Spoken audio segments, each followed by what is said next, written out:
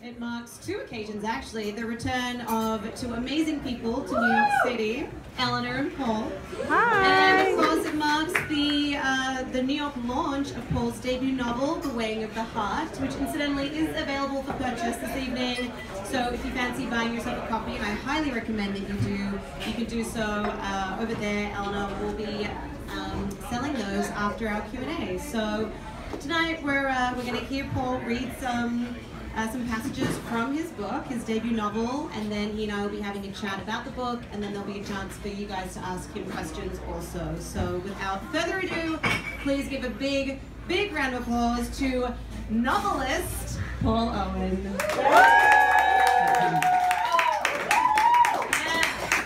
Can you hear me with this mic, or maybe we should swap to, I think that one's better. Thank you. So I'm just going to read from the beginning of the book, The Weighing of the Heart.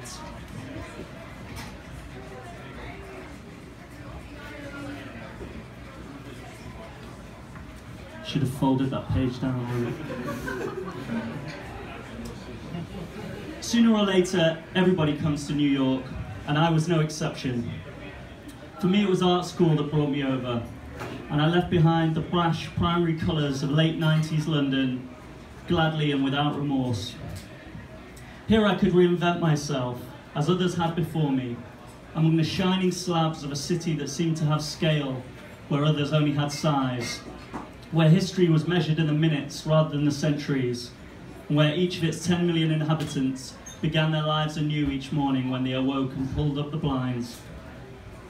After college, I did everything I could to remain, winning a job and the work permit that came with it at the Bougainville Gallery in Chelsea, spending the next few years living in a tiny apartment in Greenpoint with my girlfriend Hannah, working together at the gallery each day and growing gradually further and further apart. In early spring in 2011, things finally came to a head.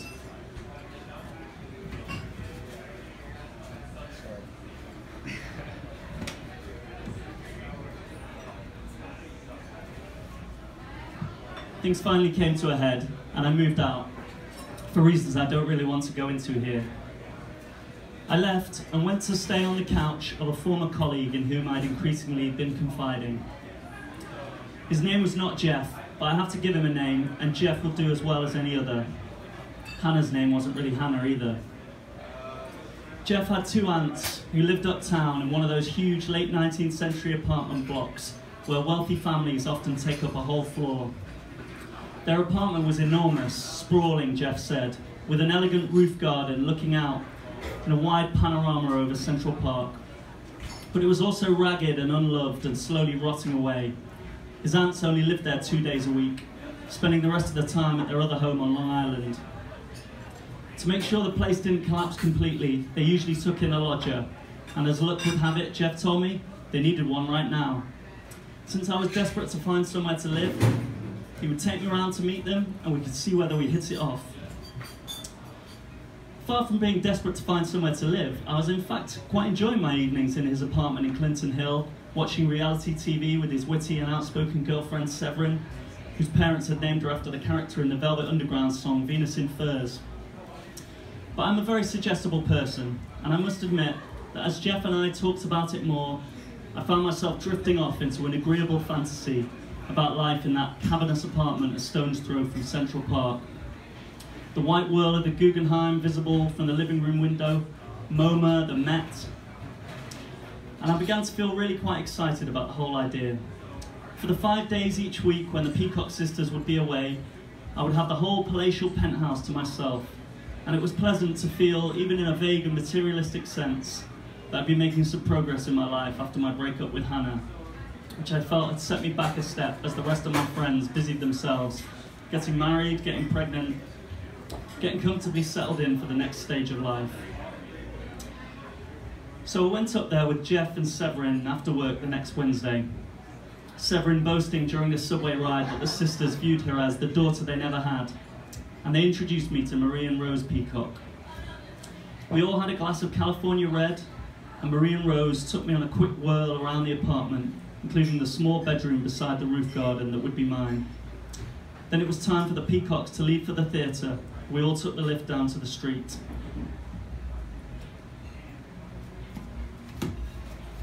As Jeff flagged them down a cab, Marie Peacock asked me a few questions about my job, tugged thoughtfully at her coat cuffs, peered into my eyes, and abruptly proposed rent of $100 a week, a sum so minuscule for the Upper East Side she might as well have made it one peppercorn. I couldn't shake her hand fast enough. We've been looking for a lodger for a while now, she told me as we sheltered from the spring breeze under the building's awning. A year or two off and on since the last one, put in Rose. We like to have someone we know, continued Marie. Someone we know, or a friend of a friend, said Rose. Or a friend of a nephew, said Marie, waving a gloved hand in Jeff's direction. So it often takes us a while to find the right person. The last young man painted the bedroom walls green, Rose recalled mournfully. I think we'll say no painting the walls this time, decided Marie. Is that all right, young man? Of course, I said. You can move in tomorrow if you like, added Rose, as Jeff held open the cab door. So I did. To be one of my closest friends. So let's talk about the book, because obviously that is why we're here. It's set in New York, but it's in 2011, but you didn't move here until 2015. So can you speak to your reasoning behind setting the book in a New York that kind of predates you, so to speak? Yeah, that's right. I mean, although so the book, as some of you may know, it's about a young British guy who moves to New York, and he moves in with these eccentric elderly ladies called the Peacock Sisters, and together with the young woman who lives in the apartment next door, they steal a priceless work of art from the wall of the Peacock Sisters' apartment, and it's an ancient Egyptian scene, and as the stress of the theft starts to work on them, the imagery of ancient Egypt starts to come to life around them. And of course, as most of you know, Eleanor, my wife, and I have just returned from over 3 years in New York. So a lot of people think that the book must be autobiographical, but actually I started it quite a while ago. I started it, I think, in 2011, and really what it comes back to is this sort of obsession and love I've had for New York for many, many years, and part of writing the book, I think, was me living out this fantasy I'd had for a long time of living in New York and living that out through writing. And then it just so happened that towards the end of the process of writing the book, I actually got the chance to move here, and so life imitated art in that way. And I remember when we first moved here, and I was sort of walking some of these same streets that I had written about in the book, the same streets that some of the characters had walked, and I don't know if any of you remember this TV series from Britain in the 90s called Red Dwarf, but in that series there's an episode where the lead character, Lister, goes into this kind of virtual reality computer game called Better Than Life. And it's a bit like The Matrix, it's totally immersive, and while you're in it, you can be enjoying the game so much that you kind of forget that you are actually in a game. And sometimes when I was walking the streets of New York, I'd fantasized about for so long, I started to sort of worry that I was in Better Than Life and that this wasn't really happening, and that I would sort of wake up one day, come out of the game, and I would still be a teenager in my mum and dad's house in Manchester, reading The Great Gatsby and Catcher in the Rye, and thinking about New York.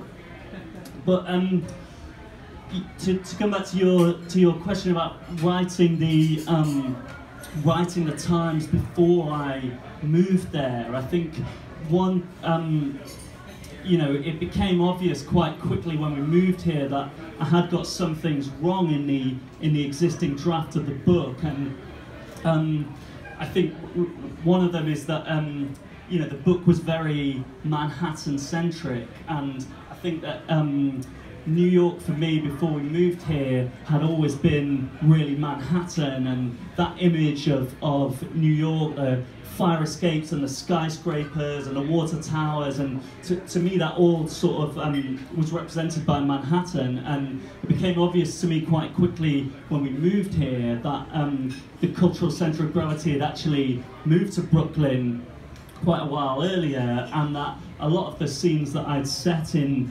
Manhattan, people's apartments, art galleries, the characters in the book just wouldn't really be able to afford to live in those places.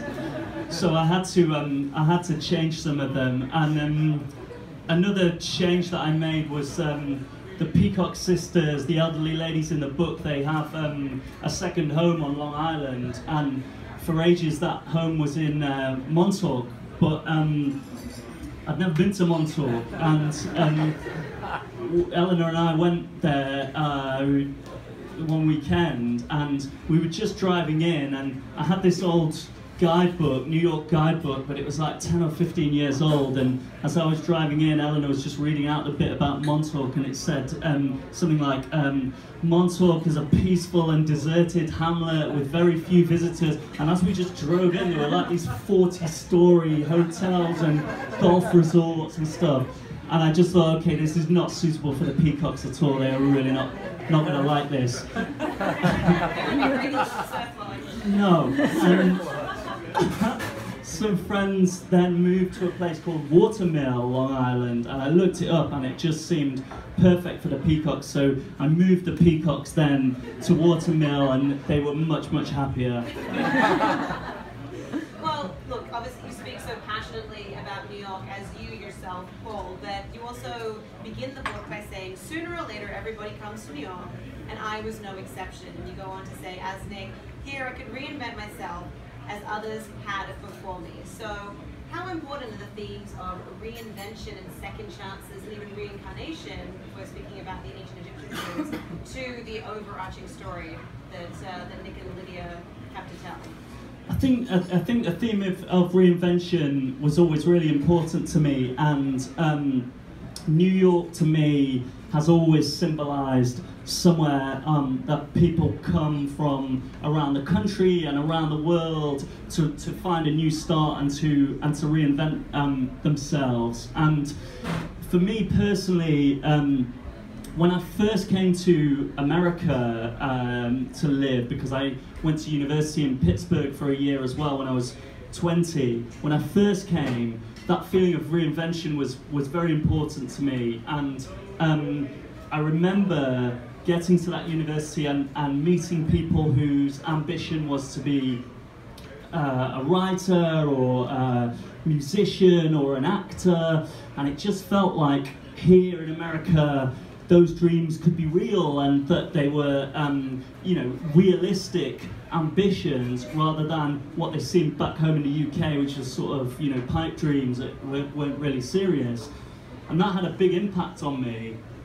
But then when I came back to live again to live in New York when I was about 35 at this point, actually it felt quite different, and I still felt before we came, I still felt this excitement about the prospect of reinvention, but actually, you know, reinvention is quite different at age 35 to age 20. I think age 20, you're still something of a blank slate, whereas by 35, actually, you know, you have figured out a few things about how you want to be perceived in the world and what you want people to think about you. And I think I really underestimated that there's a downside to reinvention, and that to start from scratch completely with a whole new, you know, group of people actually can be quite tough. So that was my feeling about reinvention. And then, like with many things in the book, Nick's character, you know, really takes that to extremes, and I think his attitude to reinvention is really unhealthy. Like, he has not been back to England for many years. He'll probably never go back. He never has any contact with his family. And as soon as he moves into the Peacock's mansion, as soon as he meets Lydia, he drops his old life in Greenpoint, and the few friends who you meet in the first couple of chapters gradually drop out of the narrative. So I think for him, he's really taking it to an unhealthy extreme. Yeah, I think Nick is such an interesting character because he mentioned several times throughout the book that he doesn't like to reminisce. But for someone who doesn't like to reminisce, he's obsessed with an ancient civilization and their customs. So I thought that was a very interesting play. So was your fascination with ancient Egypt, did that come first, or did the character of Nick come first? And you thought, you know what would be a good complement to this is what these are. The ancient Egyptian theme, which is the other sort of major part of the book, the artwork that they steal is an ancient Egyptian artwork or scene, but it didn't really start off like that. In the early draft, it was like a pop art work. But then I went to an amazing exhibition at the British Museum called The Ancient Egyptian Book of the Dead, and it basically told you what ancient Egyptians believed happened when you died. And I found it so fascinating because it's very similar in some ways to the Christian belief of going to the gates of heaven and St. Peter is there and he's weighing up whether you are able to, whether you're worthy to get into heaven. They have the same basic idea, but for them they have a weighing scale, and Anubis is controlling the scale, and on one side is a feather and on the other side is a heart, and if your heart is in balance with the feather, you get to go to heaven, which they call the field of reeds.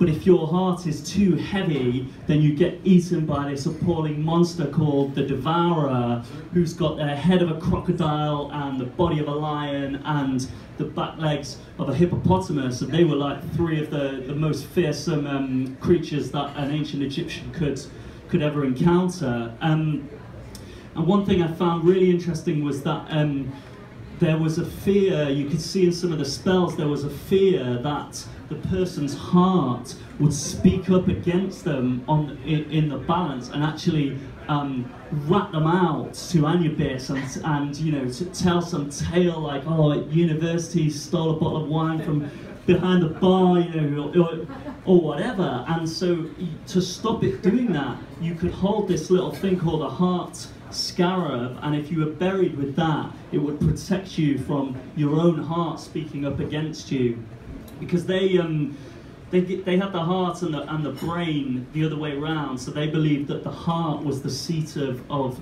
memory and conscience. And so when I saw this image of the weighing of the heart and started to sort of learn more about it, it was just perfect for the picture that Nick and Lydia would steal, because the whole book really is about you weighing up as a reader how much you trust Nick, and it's really the weighing of his heart. And it just seemed, it was one of those ideas where you know, once you've had the idea, you just can't believe that you tried to write the book any other way, because it fitted so perfectly. And there was just one really interesting other example of life imitating art, which is, I have this scene where there's a flashback to Nick's childhood, and he goes on a school trip to the British Museum, and it's strongly suggested that he steals one of these heart scarabs from out of a case in the British Museum. So I'd kind of written that scene, and then I wanted to describe the scarab properly. So I looked up on the British Museum website to try and figure out which would be the most suitable scarab, and I found one, and then I went down to the British Museum to try and have a look at it in the case, and I got there and it was missing from the case, and it just said on the side, heart scarab lost, and it was just exactly as if, you know, Nick had gone in there 20 years ago and stolen it. Spoiler alert, it's in Paul's pocket, right? Well, there's a reference in the book where Nick speaks about 9/11 and how for him that was a turning point for him where he stopped being a Brit and he became a New Yorker. I want to know for you, Paul, what was the moment that you stopped being a Brit and became a New Yorker? I think I've always felt that London and New York have in common that you can become a Londoner and you can become a New Yorker.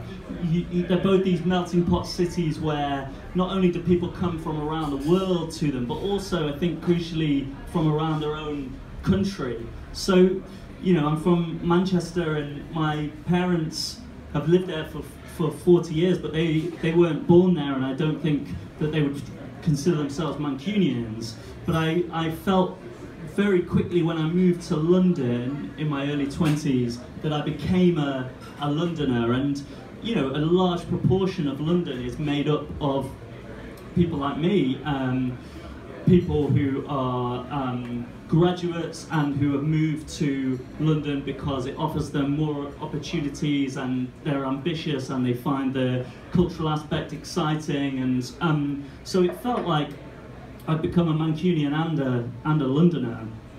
And then when I moved to New York, I thought probably the same thing would happen, but it didn't really happen, and I was thinking about why it didn't really happen, and I wonder if it goes back to my obsession with New York and with like wanting to depict New York, and maybe I'm happier as an observer of New York than really feeling like I'm a full participant. Well, maybe you and Eleanor should move back and just make sure. I'm up for it, let's do it. Well, I want to touch on that note, actually, I want to touch on a very specific paragraph from the book that really spoke to me as a New Yorker of 11 years. Nick says, if I carried on reaching out to this city, if I carried on giving out so much, it would give something back, but it never did. So, how much of your own feelings are reflected in that statement? That's a strong statement to make about a very powerful city. I think I did write that before. I did write that before moving here, and it was always intended to be Nick's, to be Nick's feeling rather than mine. But it does kind of ring true in some ways. You know, I think this is a tough city, and I don't think in any way that you know, I had an amazing 3 years here, both professionally and personally. It was brilliant, but I don't think I broke America in any way. You know, I think that like the people who really break America, you can count on one hand, like the Beatles, Ed Sheeran, James Corden. Like it's tough. When I moved here, I think 2 weeks after I moved here, a building on my block exploded and was like leveled to the ground. You know, it felt like welcome to New York. You're gonna love it here. I remember there's a picture by a guy called Raymond Pettibon that I saw in the new museum, and it was like the New York skyline, silhouette of the New York skyline, and it said, Gotham City, the city that does not care. And I think there's some truth to that, but that's why we love it. You know, it's absolutely hard as nails, and it's tough, and that's why I wanted to be here. But yeah, it's a tough place. And well, let's talk about a tough process. The process of getting a book published. I mean, this is your debut novel, so let's talk through how did you go about pitching it to places, and how did your partnership with the Literati Press come to be? Well, I've been writing for a while. I've been writing off and on really since my early 20s, and in my early 20s I got an agent and I had written a sort of draft of a book, and he sent it out, but it didn't really get anywhere. And if you go back and read it now, you know, you probably see why it didn't really get anywhere. And then I think around the time that I started this book, I kind of felt immediately that I was onto something, and that what I was writing now was quite a lot better than what I'd been writing before. And I think particularly the first 2 chapters seemed quite gripping, and when I gave them to people to read, you know, they were very enthusiastic. So I went back to that agent and said, you know, I've got these new chapters, I'm really feeling enthusiastic about this book. But because he tried to send that previous novel out, he kind of lost interest really, and so then I was sort of stuck with a bit of a dilemma, because you're always told as a wannabe writer that if you get an agent, you've got to hold on to them, and it's a crucial thing, and you'll never get a publisher without them. So it was quite an intimidating thought to think about breaking from that agent. But I just really thought, like, I've got something here, and if I stay with this agent, it's just not going to get anywhere. So I amicably cut ties with him, and I set about trying to get another agent. But it was such a different process doing that by that point, because when I was first trying to do it in my early 20s, you had to print out the chapters, you know, staple them all, like put them all in the envelope, post them out. Like, it was so time consuming. And I remember expensive, and I remember I remember doing five on a Saturday and 5 on a Sunday when I was in my early 20s trying to do that.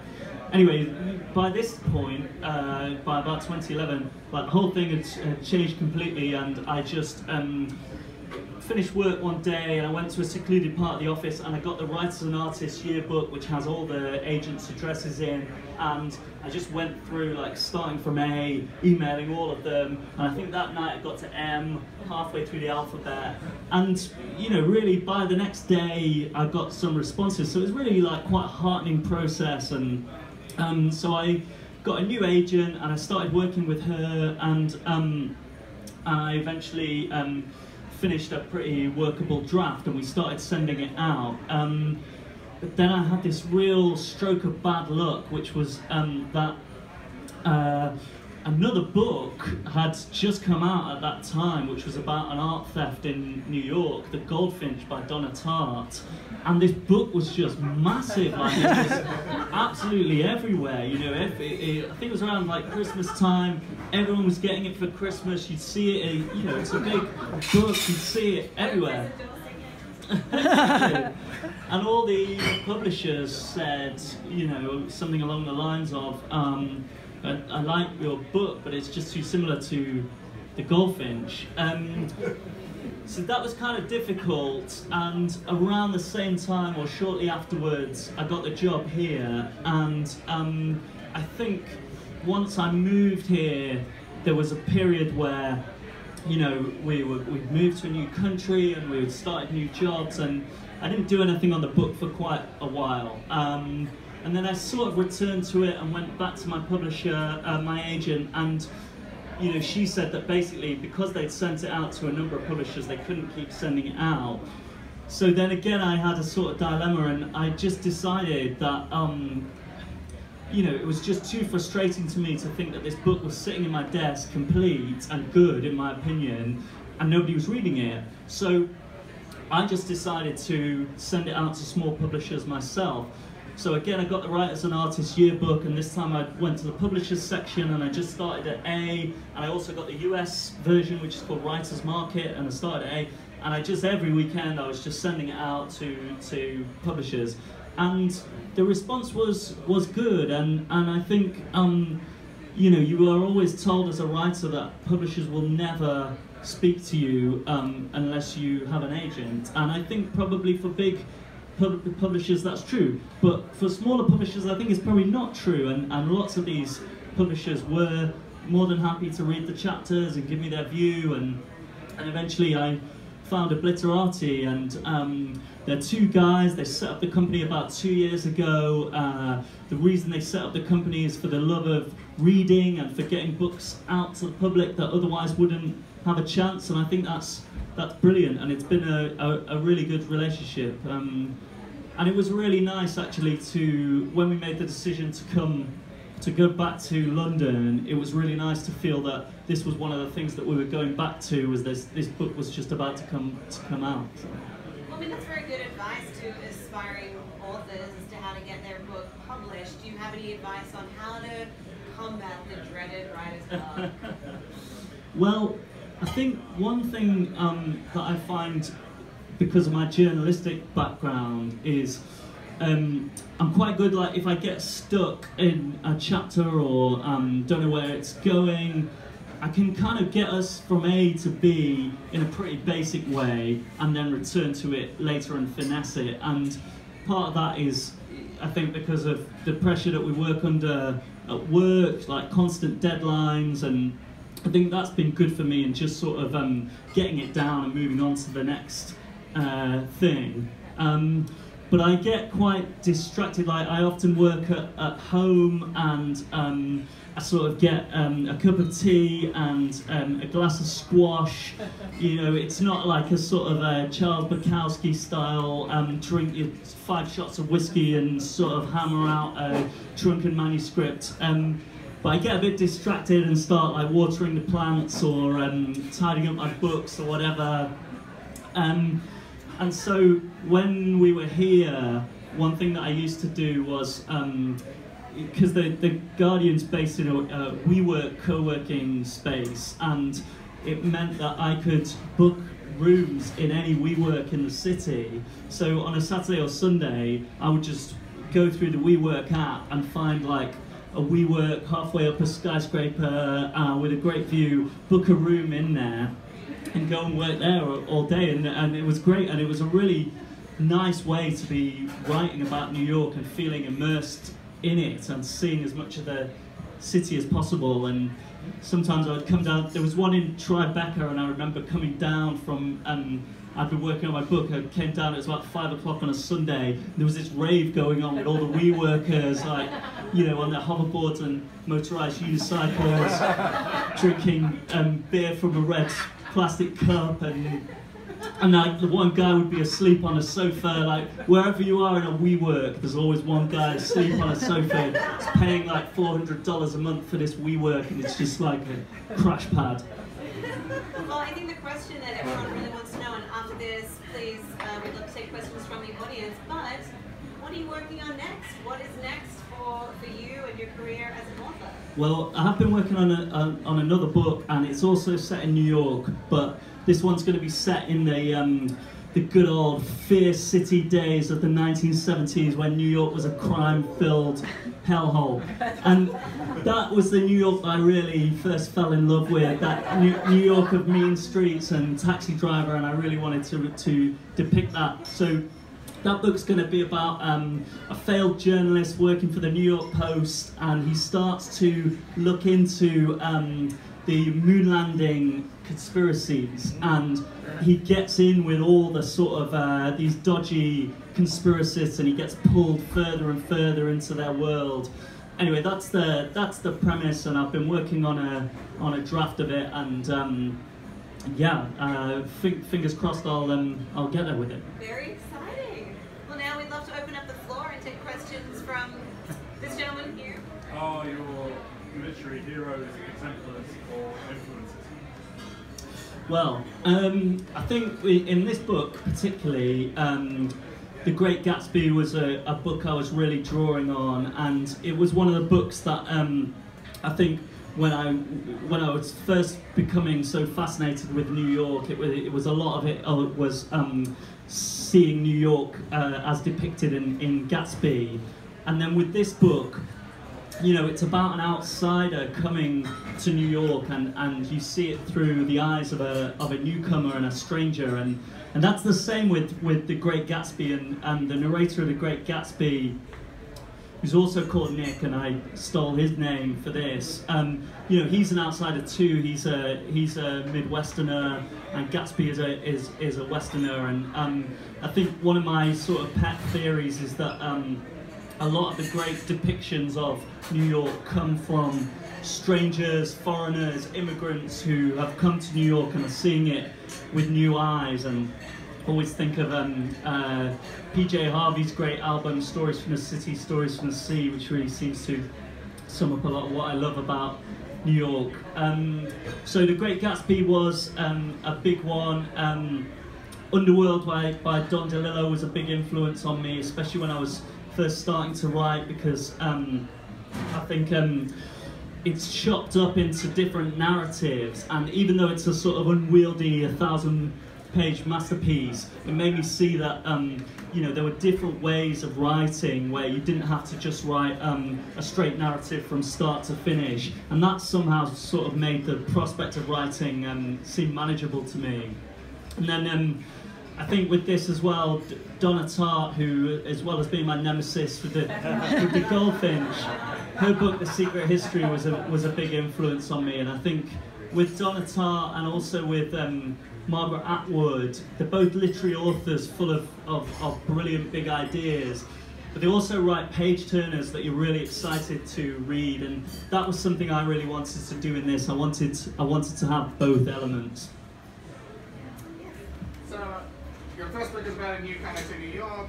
You're saying your second book is about someone on a news desk. How much of this is autobiographical or quasi-autobiographical? Like, how much of this is you as Nick, as the character? I think, you know, that some aspects of Nick are extreme versions of my own personality, but I think that particularly in the second half of the book, Nick really goes off the scales in a way that I haven't.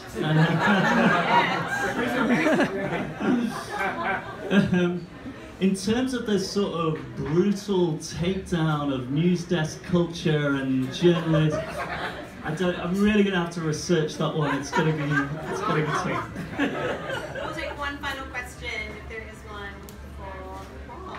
Yes. So you spoke a little bit about how like being an editor has kind of influenced your process of writing. I'm always obsessed with people who like write and edit all day and then go home and write and edit. So like for you, did this feel like an escape from having to like report on the Trump administration? Or was it like a completely, like was it sort of similar to journalism? Was it a completely separate thing? How did that work?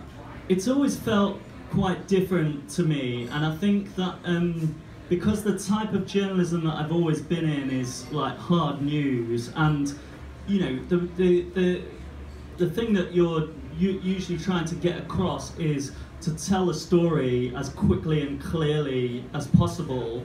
And I think that when you're coming to write fiction, actually you're doing other things. Sometimes you don't want to get a fact across very clearly. Sometimes you want to leave it obscured and have the reader gradually understand it. You want to do things with structure, with pacing, with dialogue. And I think if I'd been in you know, long form magazine journalism, creative non-fiction, like I think that some of those techniques are used there, but they're not really techniques that I would use as a reporter or editor for hard news. So it always felt quite different to me. If there's one or two more we could do. Yeah, does anyone else have a question? Yes, Jessica. What would you most be pleased to see in a review of your book? What were the things you want them to pick out? Good question. There was a blogger recently who said that, I mean, this is really like embarrassing, said that this book will be on A-level syllabuses in years to come, you know, and like I think that was really, I love that so much, because I think that it was when I was 17, 18, doing those exams, doing that English literature A-level, that I really kind of started to learn properly about literature and the way that we studied it in such detail. You know, I think any writer would love to have somebody like pour over their work in that way. So that really struck home. I think if it was GCSE, which is the 2 years earlier, every kid in the country would be studying it, and the sales would be astronomical. So that would be good too. Do we have any final questions? Do you find it enjoyable, Paul? I mean, the prospect of writing a novel, I think to a lot of people seems like torture. Writing 300 pages with all of the plotting and all of the problems that you might encounter. When you reflect on it, did you think, yeah, I could do that again? Well, obviously you can, but did you find that what kept you going ultimately? I really enjoy it, and I think I do find it very hard at the beginning of the process when you're first trying to sort of shape those ideas into something that might become a book. But I think once you've got a workable draft and you're into the editing and improving process, I really love that actually. That's the bit that I really enjoy so much. I mean, I still feel like when I'd finished this one and started thinking about, could I write another one, I just felt like, can I do it again? Like, can I pull it off again? And I really don't know. I still don't know if I can, but I do really enjoy the process, yeah. Just like you enjoy swimming. Well, as I mentioned at the top of this chat, copies of Weighing of the Heart are available over here. So please grab a copy, get this phenomenal man to sign it for you, because I think it's safe to say we expect very big things from him in the future. Paul, start thinking about who will play Nick and Lydia in the movie. My agent's name is Mark. And everyone, please enjoy the rest of your evening and give Paul a big round of applause. He's a debut novelist. Thank you. Thanks very much. Thanks everybody for coming. I really appreciate it.